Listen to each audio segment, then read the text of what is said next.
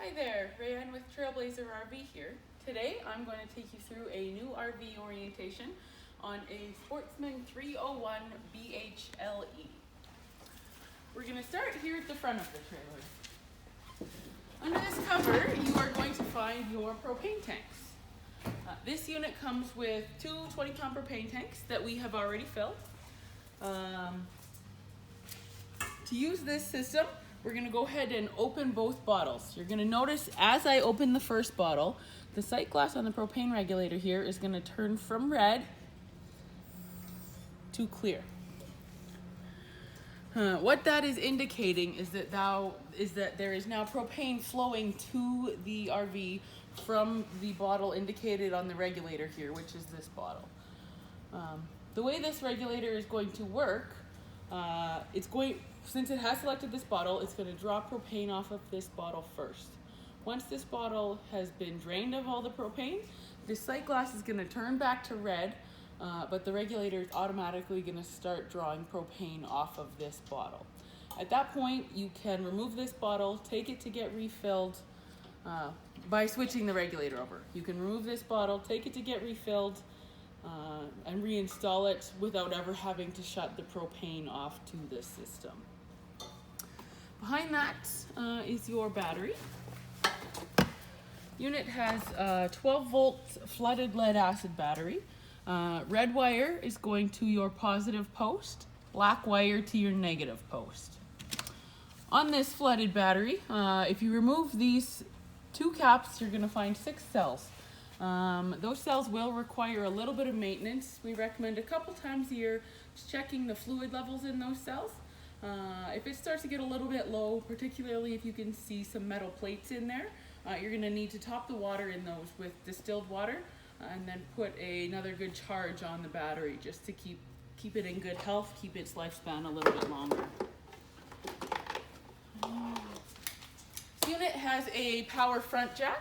There's a little on-off switch just for the light here, and also just extend and retract on the switch there as well. If you do ever lose power to the RV, battery goes dead, something like that, you can manually crank the jack. There is a little socket inside there.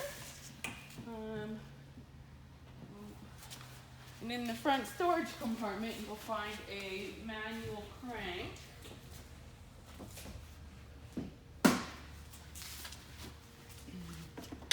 You can just put in there and crank the jack up or down as needed.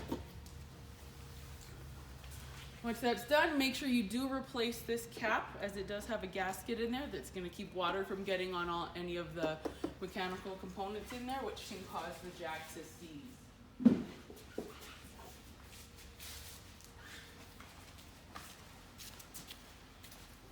On this side of the trailer, I'll show you how to work the stab jacks. Also in the compartment, you're going to find this crank handle, a little bit longer than the other one. Just needs to go on the jack, crank down or crank up as needed. Important to remember that these jacks are for stabilization only, not for leveling.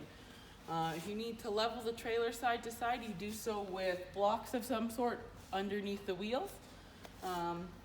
If you try to use these jacks for leveling, you're going to cause damage. So once you run them down, with your trailer already level, run them down to the ground and then just give them another little quarter turn or so just to snug them up to keep the trailer stable.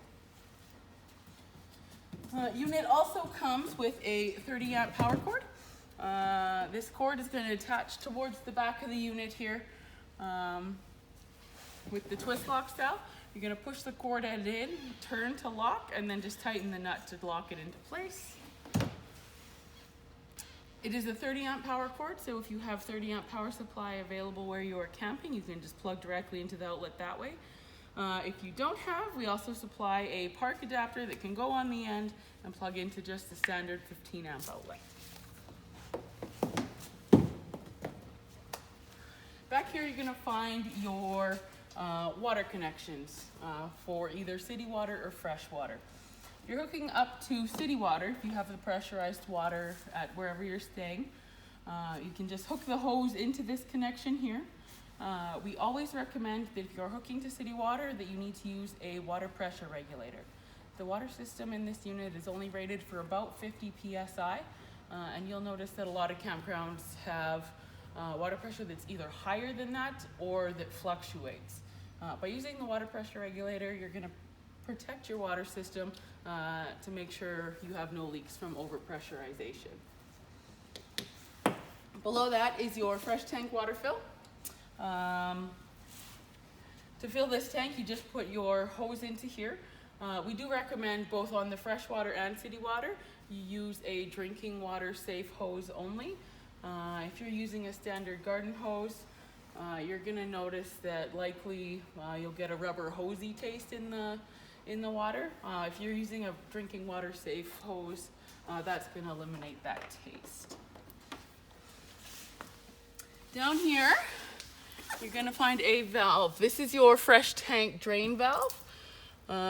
We do have the tank empty right now. There's just a little bit of residual in that hose to drain out. In this position, this valve is open, obviously, to drain the fresh tank. When you want to fill the tank, just close that valve, and that will hold the water inside the tank for you. We're gonna leave it open for now, though.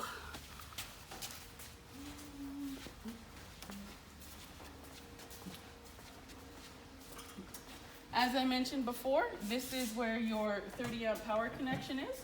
Like I said, you're gonna push the connection in, twist to lock, and then just put the locking ring in place.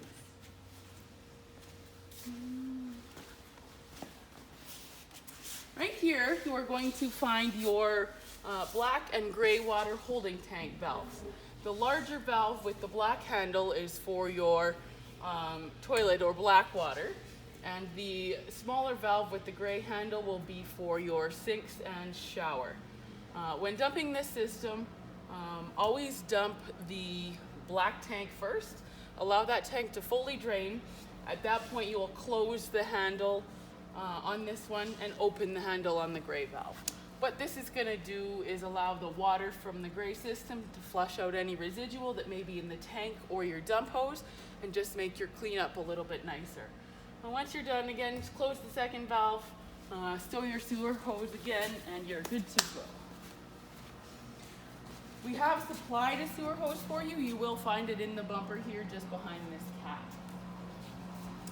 This unit does come with a spare tire, but it is important to note that RVs never come with a jack or tire wrench. The reasoning behind that is the jack for the tow vehicle should be enough to lift the trailer if so needed. However, the tire wrench may not necessarily be the right size, so we do recommend you either check the size or pick up a star wrench just so you have it in case you need it.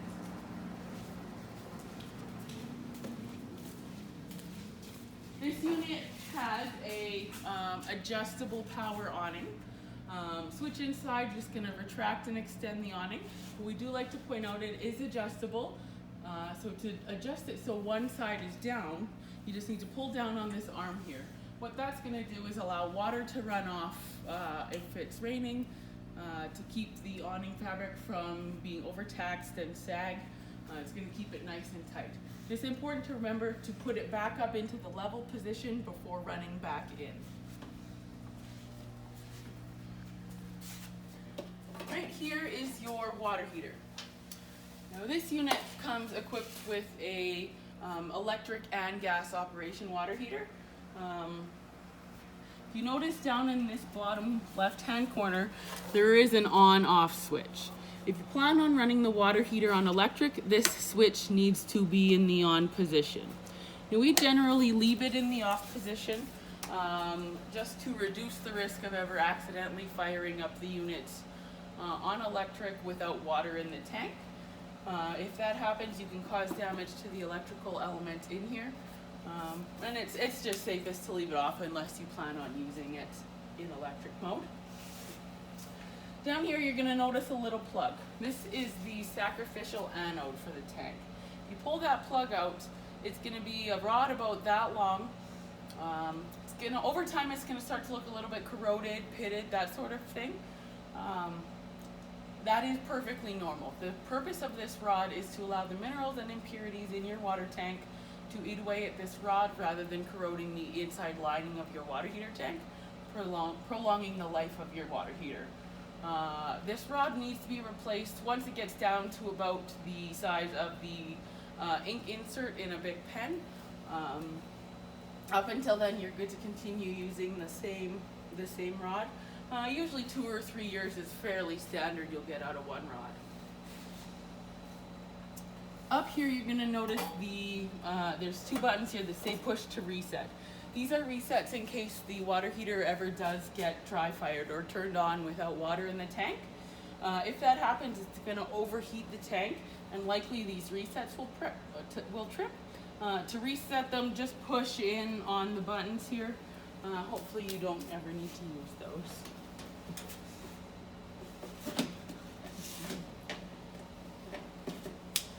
Down here on your tires, just some maintenance points. Tires are filled to 65 psi, and the lug nuts are torqued to 100 foot-pounds. Important point to check the tire pressure and check the torque on the lug nuts as often as possible, especially before a long trip, that sort of thing. Also, we like to mention the manufacturer recommends repacking the wheel bearings every 8,000 to 10,000 kilometers or 2 to 3 years, depending on usage. So that's just an important maintenance thing to keep in your mind. This is your furnace vent. Nothing you have to do here. We just like to point out that when the furnace is running, this vent can get extremely hot. So if you're using the area under the awning here, or you have young kids running around, that sort of thing, just make sure they're aware that this can get hot and do not touch it. All right, now we can go inside the Sportsman.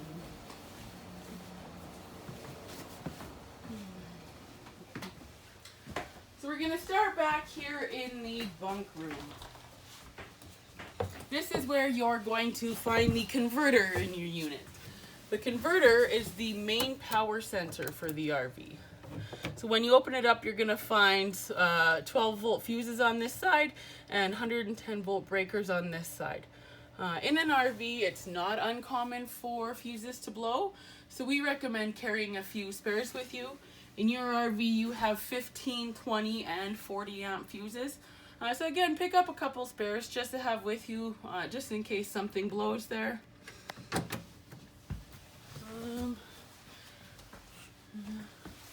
Right in front of the door next to that, that's your propane and carbon monoxide monitor. Now this monitor, it's going to go off in 3 instances. First one, if there is a propane leak, which you will likely smell. Second is a carbon monoxide leak, which you won't be able to smell, but if a carbon monoxide situation does happen, it will be a very clear, urgent alarm. And the third and most common time this alarm is going to go off is if the battery on the RV starts to get low. What happens is the alarm will start going off intermittently with 10 to 15 seconds between beeps, just alerting you that the battery is going low and that it will no longer be functioning. If that's the case, unfortunately, there is no way to shut it off other than to recharge the battery. It's built in like that for safety.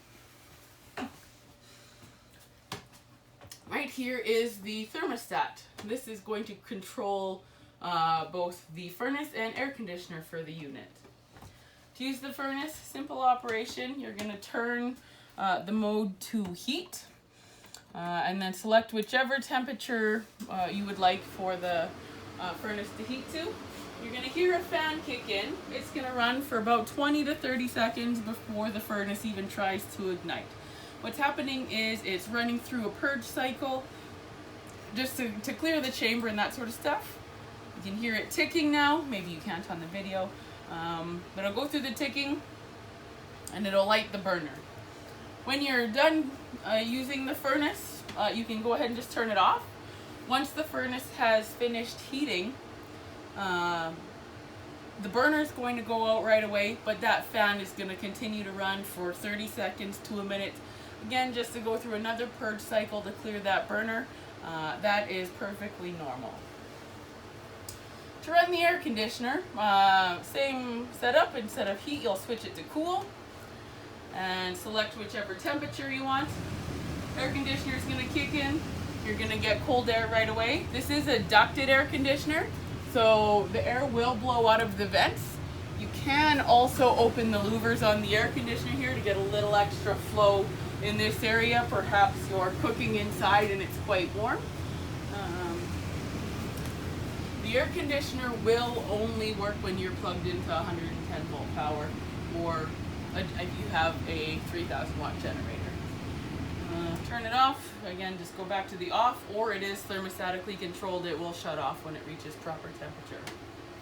You can also run a circulating fan from this thermostat. What that's going to do is going to kick the air conditioner fan on, but not the compressor in the air conditioner. So it's just gonna blow, blow the air kind of around the trailer to give you some circulation. You can select high or low fan. Nope, this model doesn't have that option. So the fan is only going to run on the one speed in this unit.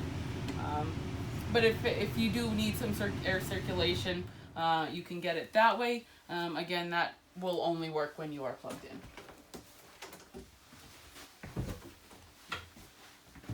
Okay, inside the bathroom, you are going to notice the monitoring system. So right now we've got your battery is reading charging as we have the unit plugged in. Fresh tank is reading empty, black tank and gray tank both reading empty as well. These levels will show you when you need to think about dumping your holding tanks, or if you're getting low on fresh water running off the tank. To turn on the water pump, very simple. First switch there, it's a lighted switch, so it will let you know when the system is on. For the water heater, as I had mentioned, the electric, that'll be the last switch here on the right side. To run it on electric, you just need to remember that extra switch on the outside does need to be in the on position. To run the water heater on propane, you can go ahead and turn that switch on. You're going to notice this DSI fault light comes on. That light comes on to indicate when the tank is not yet lit. If you give it a couple seconds, the system's going to purge the propane through, and then it's going to ignite. You can hear the water heater running now. We know it's ignited. It'll run through its cycle, and unless there is a problem, that light will now remain off. Also in the bathroom, you're going to notice this GFCI, the ground fault circuit interrupter outlet. Same setup as you will find in the bathroom in your home. The only difference in an RV is most, if not all, of your outlets are going to be connected into this same circuit. So if you're plugged in and you find you don't have any power to your outlets, it's likely that this has tripped. If it has tripped, you'll notice the light on here goes out, so there's no power. If you push the reset button, should reset the circuit. All your outlets should start working again, and that green light will come back on. While we're in the bathroom, I'm just going to talk a little bit about the toilet. We had talked about dumping the holding tank before. In the RV, you need to make sure to always use RV safe toilet paper and also some sort of holding tank chemical. The chemical will come in liquid, powder, or tablet form, whichever you prefer. It doesn't matter which one you use as long as you use something. Every time you dump the holding tank, we recommend you put a new charge of the chemical into the toilet immediately following. To do that, you'll put 1 dose of the chemical into the toilet. You'll depress the foot pedal halfway just to fill the bowl with water. Once that has filled, you can flush it down. That chemical will need a little bit of fresh water to activate, and actually the more fresh water you run through the toilet, the easier and nicer your dumping situation is going to be.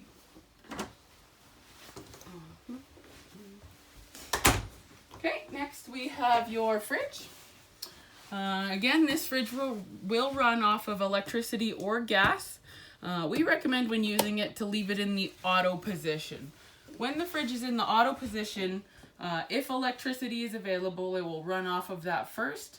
If for whatever reason you lose power, it's automatically going to switch over to gas. That's going to keep your food or anything like that from spoiling if you don't notice the loss of power right away. You can manually select to run off of gas. There's very few situations in which you would do that.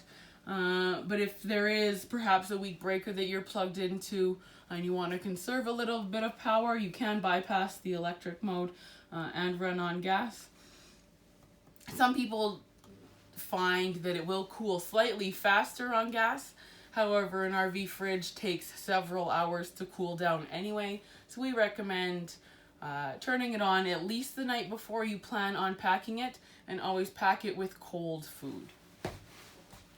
There is also a couple temperature adjustments on here, 1 to 5. We recommend, like we usually start it in 3.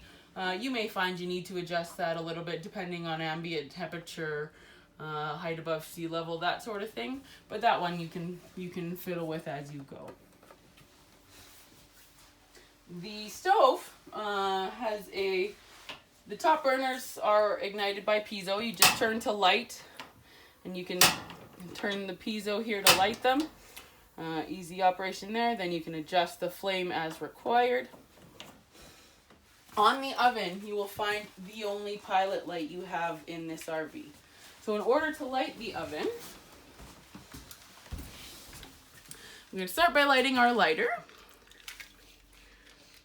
which I am not very good at.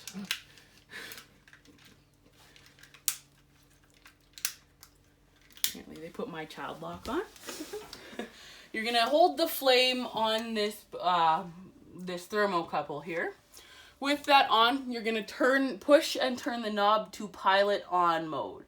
And we're going to hold the flame there just a little bit till it warms up that thermocouple, probably 15 seconds or so. Once that has warmed up, we can adjust the oven to whichever temperature we've chosen to run it at, and it will light that way.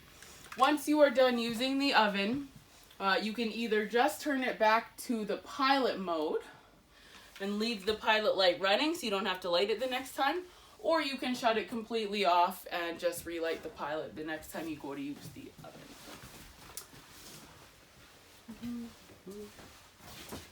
The only other thing to notice in this unit, all of your slide and awning controls are under this cabinet here. Simple in-out on the awning button, and same with the slide button. There's also a main control for your lights here. The other switches on here, there's one for the light in the awning and also one for the outdoor patio light. Just make sure that when the awning is retracted, the light for the awning light is in the off position. That light can get slightly warm and cause some discoloration on the awning. It's not going to hurt anything, it's just not quite as visually appealing. And that pretty much concludes it for the orientation on the Sportsmen 301 BH. Thanks for watching, and if you have any other questions, feel free to contact us here at Trailblazer RV, or check us out online at www.trailblazerrv.com. Thank you.